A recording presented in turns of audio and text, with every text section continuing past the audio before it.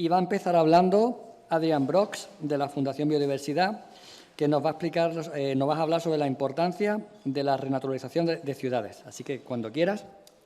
Bueno, muchas... Dale. Ahora, ¿se me oye bien?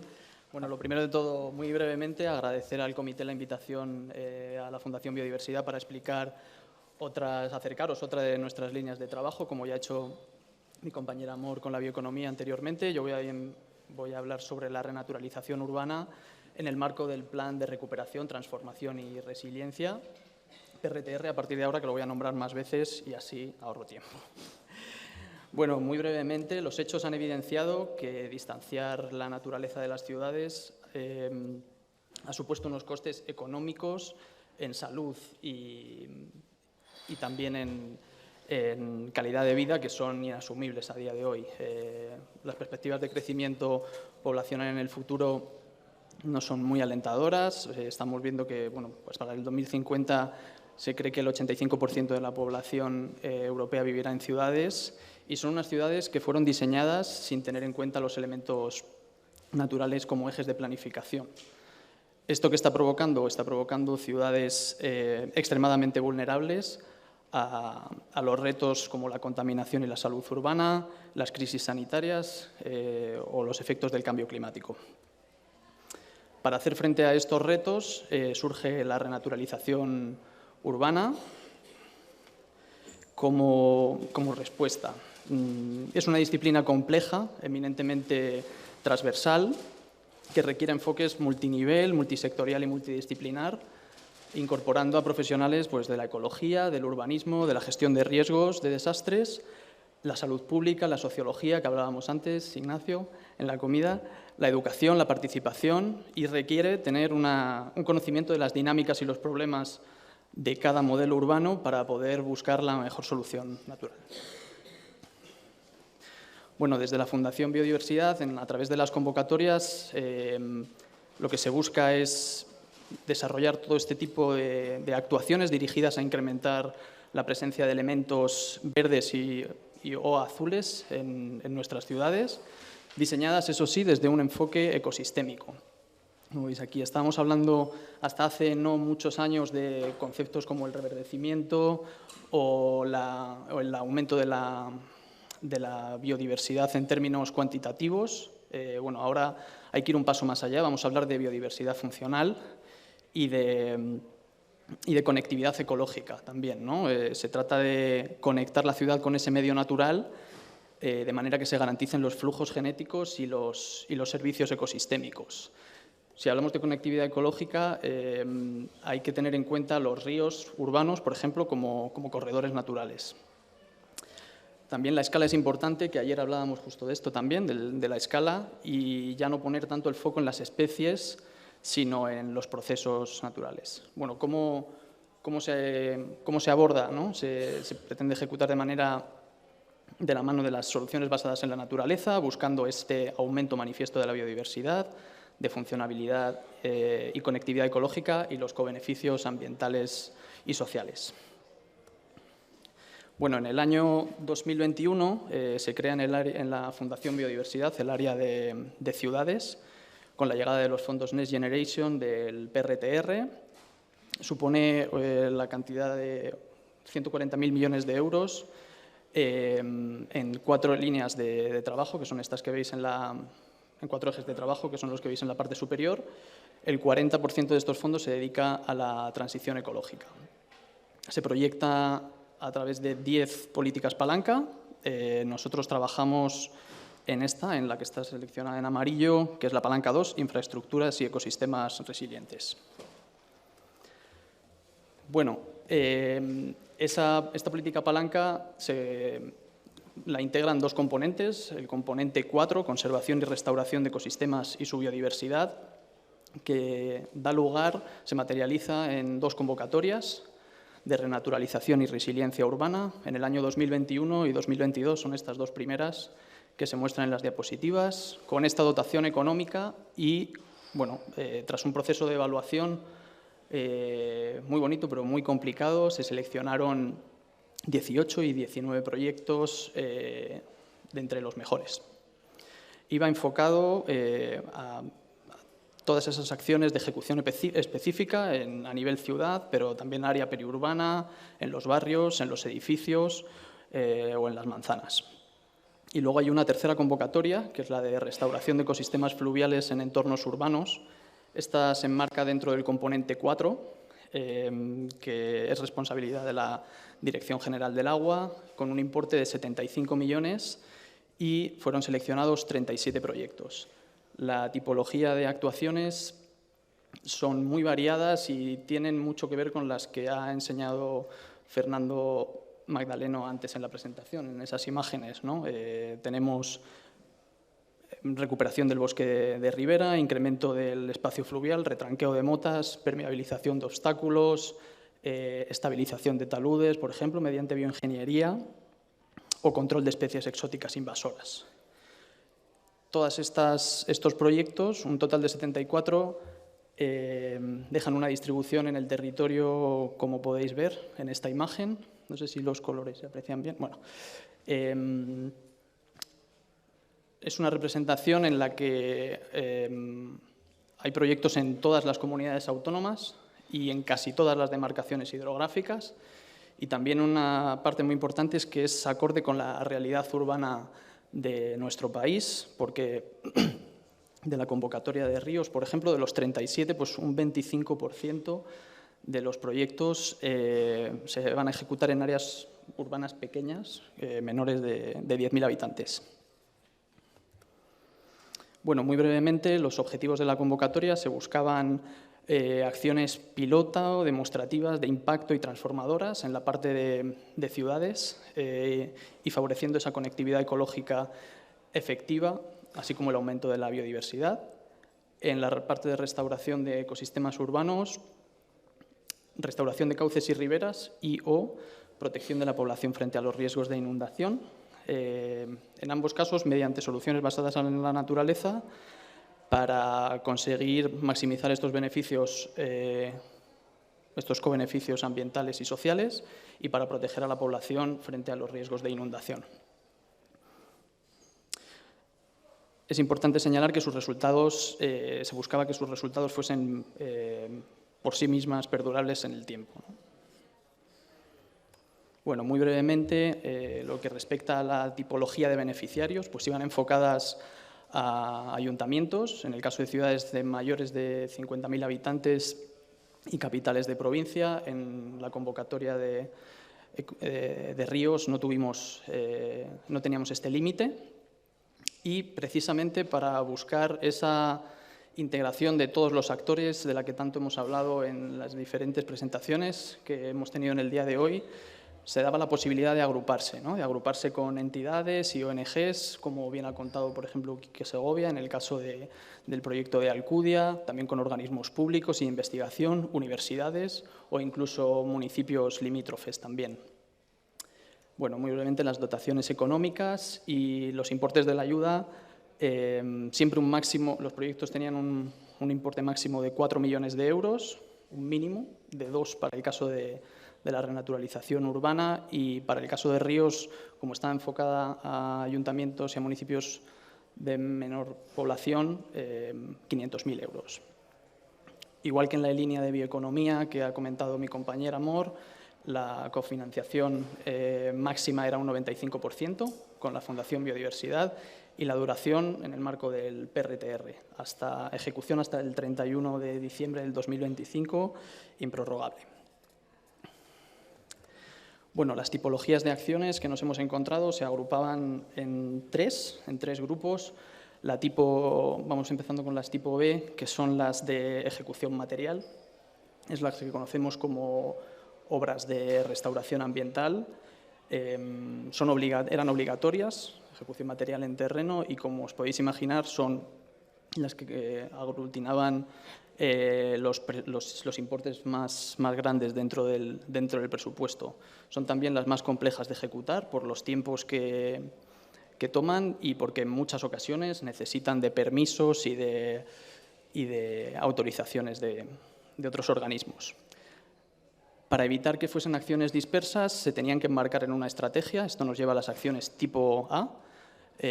Podían ser estrategias previas, ya existentes, como planes de infraestructura verde urbana, planes de restauración o incluso planes de gestión de riesgo de inundación. Y si no existían estas estrategias, se podían crear. De hecho, es lo que están entregando muchos de los proyectos a día de hoy y se enmarcan, ya termino, se enmarcan en estas estrategias y son financiables. Y bueno, no puedo dejar de decir que había otro grupo de acciones, las tipo C, que también eran obligatorias, el plan de gobernanza y participación que se pedía a todas las entidades, el de comunicación y sensibilización, para que la ciudadanía tome un rol importante en este nuevo modelo de ciudades que están gestionando, así como el plan de medición y seguimiento de indicadores. Y ya muy breve para terminar, la restauración ha venido para quedarse, más allá del 2025, que termine el PRTR, hay una continuidad de líneas de trabajo, como podéis ver. En el área de ciudades vamos a gestionar una nueva convocatoria de renaturalización de ciudades por un importe de 40 millones de euros. No podemos adelantar nada, es en 2024, está en fase de diseño, pero irá muy en la línea de las anteriores. Gracias. Muchas gracias. Muchísimas gracias, Adrián.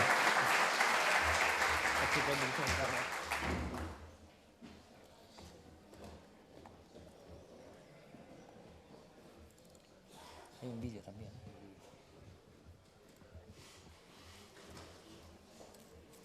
Bueno, pues tengo el gusto de presentaros a Raúl de Tapia, de la Fundación Tormes, que nos va a hablar de la renaturalización de la ciudad de Salamanca. Así que, cuando quieras.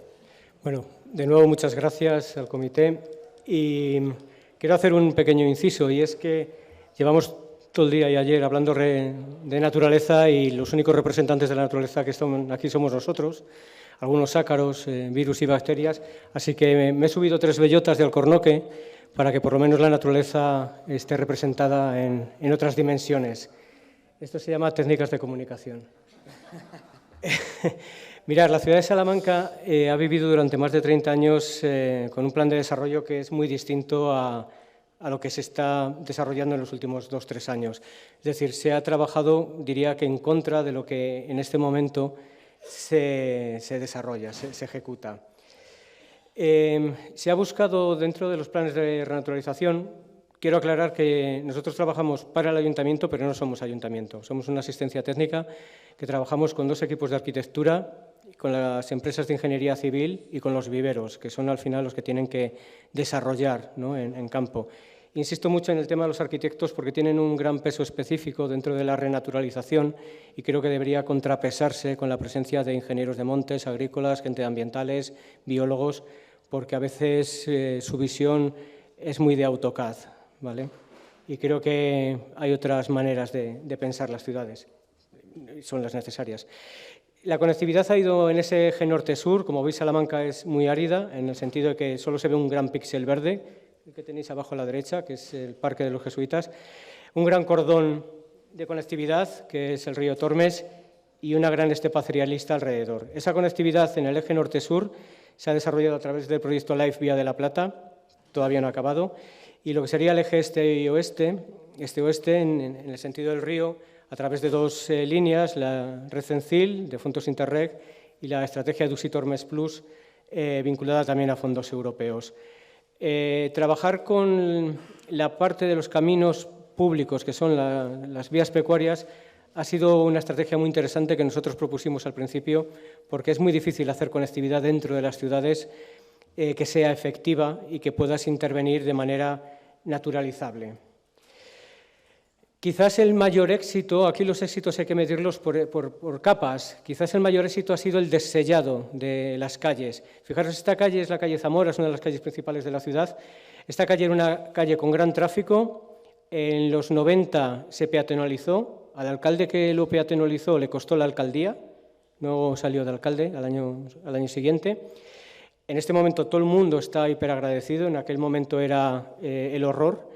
Y se ha conseguido el empezar a levantar granito y empezar a hacer estos parterres que tendrán mayor o menor funcionalidad, pero para mí es un gran mensaje de comunicación de se puede levantar el granito y naturalizar en el centro de las ciudades. ¿La selección de las especies podría haber sido otra? Sí, pero para que esto ocurra se han tenido que poner de acuerdo los políticos, el equipo de gobierno, se ha tenido que poner de acuerdo Ingeniería Civil, se ha tenido que poner de acuerdo el área de medio ambiente, Parques y Jardines y el Patronato de la Vivienda. Es decir, han empezado a hablar 4 departamentos de manera transversal, algo que nunca ocurría, son como reinos de taifas. Es decir, aquí los logros hay que irlos midiendo por los éxitos que se consiguen en multidimensión.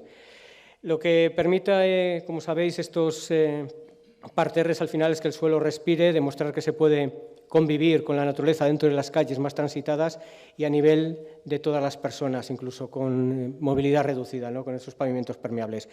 Esta realidad no solo reduce la temperatura, sino que también incrementa la humedad relativa.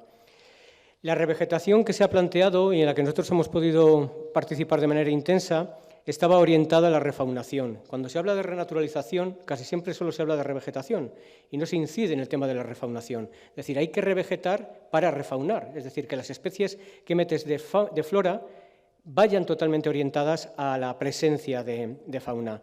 Ahí son 2 cortos documentales de 20 minutos que nos han permitido entrar en contacto con la población contando todo esto. En total son 8 cortos, hablando desde principios ecosistémicos, servicios ecosistémicos, función del arbolado, soluciones basadas en la naturaleza, y el gran éxito es que se han podido emitir dentro de la televisión de la ciudad. Es decir, ha sido una labor de formación a los ciudadanos a través de la televisión. Se han trabajado también en parques y jardines el giro hacia las especies que se van eligiendo. Muchas de las especies que se utilizan, gran parte son alóctonas. Nosotros hemos trabajado para que se trabaje más lo autóctono. Hay algunas que funcionan, como puede ser la salvia microfila o Teucrium fruticans, pero tenemos un gran elenco de especies que nos permiten, dentro del autóctono, trabajar también, en este caso, los polinizadores. En la conectividad con el alfoz, con la zona exterior, con el perímetro, se ha seguido ese eje norte y sur que os decía de la Vía de la Plata, de la vía pecuaria, que aquí veis ese camino en esa zona de pastizal en el que se ha revegetado, para que no se trate a la ciudad como una isla, realmente son un conjunto de archipiélagos verdes que se tienen que conectar con el extrarradio, y aquí permite la Vía de la Plata, la Cañada, conectar con la zona norte de la ciudad y con la zona sur de la ciudad. Hay un segundo eje que se está trabajando en este momento, se presentó a Fundación Biodiversidad y no quedó justo en las puertas, es conseguir la conectividad norte-sur a través de la vía del ferrocarril. El ferrocarril atraviesa Salamanca de nuevo hacia el lado oeste, pero de norte a sur, y hay un gran proyecto para que se trabaje toda la renaturalización y que funcione en paralelo a la Cañada el tren, las vías del tren como corredor ecológico. El otro corredor evidente es el río. Aquí en este caso es muy sencillo trabajar en la ribera, pero se ha conseguido recuperar para huertos de ocio lo que eran los huertos de la antigua zona de Tejares, huertos familiares. Se han recuperado sobre antiguas escombreras, se han restaurado esos espacios y no solo se consigue la renaturalización, sino que se ha conseguido la resocialización. Estamos hablando de 800 huertos, 800 familias que se relacionan entre ellas al pie del río y en una zona, además, que se ha comunicado con carril bici. Ha habido un gran interés en que toda la ciudad de nuevo enlace con estas zonas ribereñas en el carril bici. Por ahora el carril bici no se ha introducido todo lo que se debe en la ciudad como tal. Es un carril bastante periférico, pero se está avanzando. De hecho, aquí se ha renaturalizado, se ha apoyado la renaturalización en 7 kilómetros de río y hay ahora 14 kilómetros de ribera transitables, tanto para el paso peatonal como para bicicletas.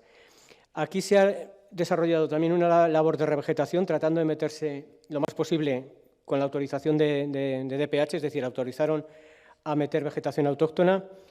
Y quizás uno de los éxitos ha sido conseguir que una gran finca municipal, en las zonas de nueva urbanización de la ciudad, lo que es la finca del Marín, son casi 7 hectáreas, 70.000 metros cuadrados, junto con otros tantos en la zona de la ribera, se haya metido un plan de revegetación y refaunación, siempre con especies autóctonas, en la parte de la ribera, siguiendo todo lo que es el corte, ¿no?, de vegetación propia, y lo que es la parte más al norte de esa ladera, con vegetación mediterránea, con una gran carga de frutales. Nosotros hemos metido frutales porque esa zona tuvo frutales en su momento, y los frutales, sobre todo si eliges bien las especies, permiten que la fauna entre en 2-3 años de manera intensa. Y estoy hablando no solo de aves, sino estoy hablando de insectos, estoy hablando de lacértidos, es decir, hay una cadena muy amplia que hemos venido completando haciendo balsas temporales de de agua para que los anfibios puedan transitar toda esta zona.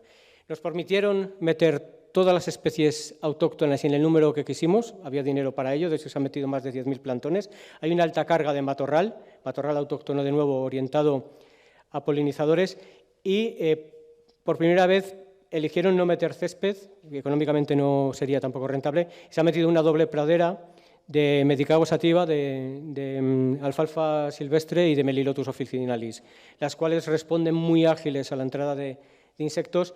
Y también hemos permitido que vean todo el catálogo que hay de especies autóctonas, en este caso de matorral, y hemos exigido que en las contratas se justifique por qué se meten las especies, qué especies se están metiendo. De hecho, nosotros, en la contrata en la que participamos, cada especie que metíamos de vegetación venía con los taxones faunísticos a los que beneficiaba y los servicios ecosistémicos que facilitaba. Algo que no ocurre. Una licitación no presenta una empresa, un vivero o una ingeniería civil, no presenta esta información y nosotros lo hicimos para que se convirtiera en costumbre. La refaunación también a todos los niveles de todas las especies, como os hemos contado, reutilizando incluso infraestructuras ya existentes. Era la primera vez que se metía tal carga de refaunación en un entorno urbano. Y esperemos que en el marco de crecimiento de este espacio, de aquí a 15, 20, 30 años, pueda ir madurando y se convierta en una zona, como ahora son los espacios existentes en las perimetrías, siempre trabajando con ese perfil de conectividad. Y ahí veis de nuevo el planteamiento de las especies asociado siempre en cada ficha de la licitación a servicios ecosistémicos y taxones beneficiados. Es lo que hemos metido como documento para que en las próximas licitaciones se requiera que se presenten este tipo de documentos y no se pueda meter cualquier especie. Y, por supuesto, educar a toda la ciudadanía, que para nosotros ha sido lo fundamental. No queríamos que se hiciera educación ambiental para chicos y chicas. Ya está, eso ya está trabajado y se sigue trabajando. El 90% de la educación y la comunicación ha ido para adultos, porque al final son los adultos los que toman las decisiones, al final son los adultos los que están al pie de determinados conflictos. Y hemos entrado a trabajar, como algunos habéis comentado, en otras líneas, en este caso metiéndonos en las bibliotecas, a contar el proyecto de renaturalización desde creación literaria, desde poesía, desde autores, entrando a públicos que normalmente no entras y visitando, como si fuéramos jubilados, las obras con los propios vecinos de los entornos, como itinerarios guiados. Hemos conseguido que los voluntarios sean también los concejales. Esto es una técnica de comunicación buenísima porque luego te permite hablar con ellos y ahí están las concejalas participando en los voluntariados. Fideliza a la población, pero consigues que los políticos vean in situ lo que se está haciendo. Y pienso que para conseguir los proyectos primero hay que soñarlos. El día que dejamos de soñar es cuando envejecemos. Muchas gracias, Jesús.